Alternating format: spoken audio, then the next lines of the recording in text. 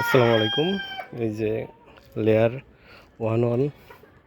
1 KG খাবার নিয়ে আসলাম আমার ছাদের উপরে যে মুরগিগুলা সেগুলোকে খাবার দিতে। অলরেডি দেখতে পাচ্ছেন ওরা খাওয়ার জন্য অনেক ক্ষুধার্ত।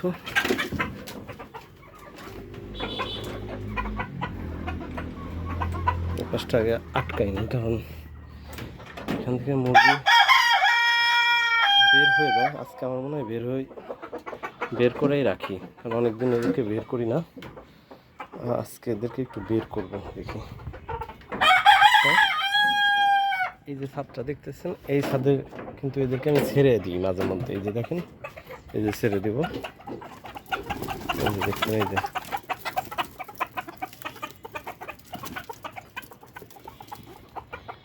এই খোলামেলা পরিবেশে ওদেরকে এইভাবে ছেড়ে দিছি। এই যে দেখেন,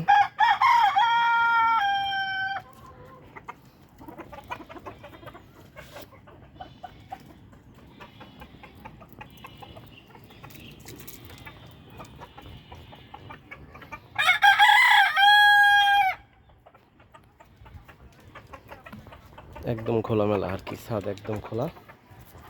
এই যে ওরা খাচ্ছে।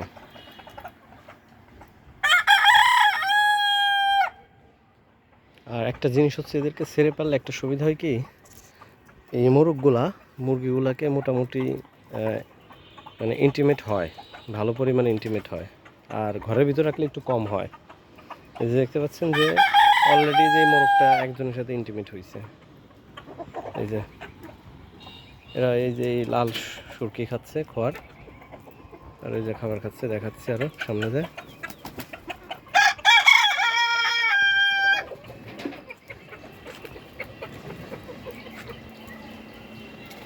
যেমন হচ্ছে একেবারে পুরো দোয়ারে ছেড়ে দিচ্ছে। আসলে আমার বাসার ছাদ, এই যে দেখতে পাচ্ছেন ছাদ, 3 তলার ছাদ। এই যে পুরো ছাদ 3 তলার ছাদে দেখে রাখছি, খাচ্ছে।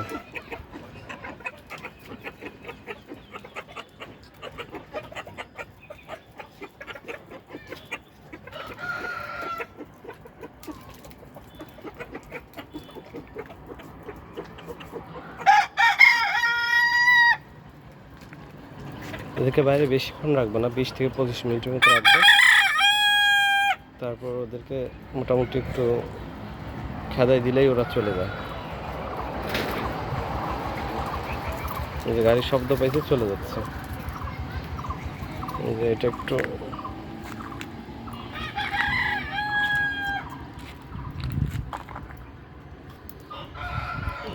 দুর্বল দুর্বল লাগতেছে, তাও যাবে এরা। বললেই দৌড়ায় চলে যাবে।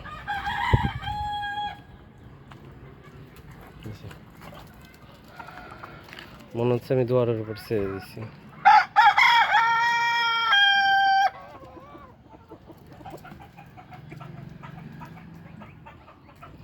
দেখেন এরা কিভাবে মানে ছাদের উপর খেলতেছে, দেখছেন পুরোটাই আর কি আমার বাসার ছাদ।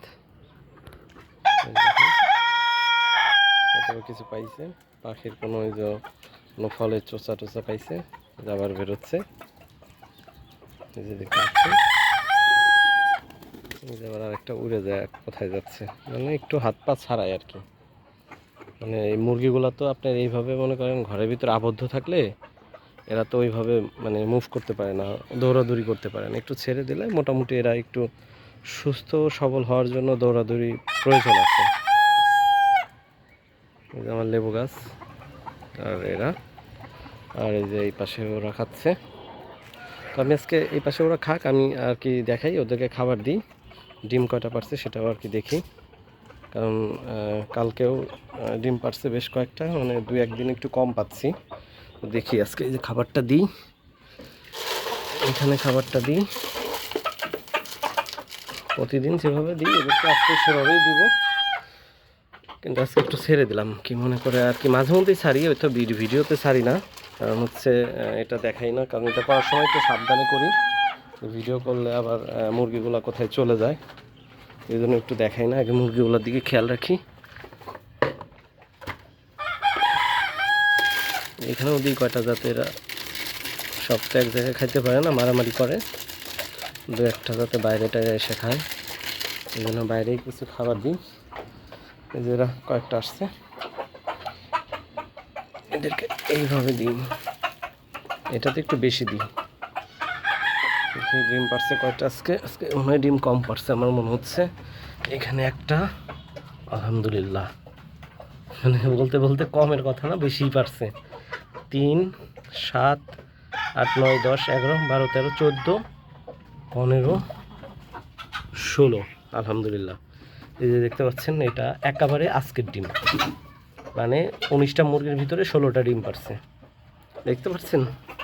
তো এগুলো আসলে বানায় বলতেছি না, এগুলো আসলে আজকের ভিডিও, আজকেই দেখাচ্ছি এরা কিভাবে ডিম পারে। এই যে দেখতে পাচ্ছেন, আমি কাজীর ফিটটা মোটামুটি আমার কাছে মনে হয় যে ডিমের জন্য কাজীর ফিটের দামও আছে আবার, এবং এটা কাজেও লাগে। মানে আমি যে ভালো ফলাফল পাচ্ছি যে 19টা মুরগির ভিতরে 16-17টা ডিম পাই, এটা একমাত্র এই যে কাজী ফিটের কারণেই সম্ভব আমার কাছে মনে হয়। এই যে দেখতে পাচ্ছেন, এই যে আমি কোনো ডিম এখনও ছুঁইও নাই।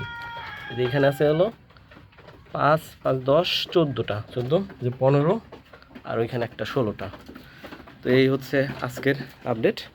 আমার মুরগির বয়স প্রায় 8 মাস।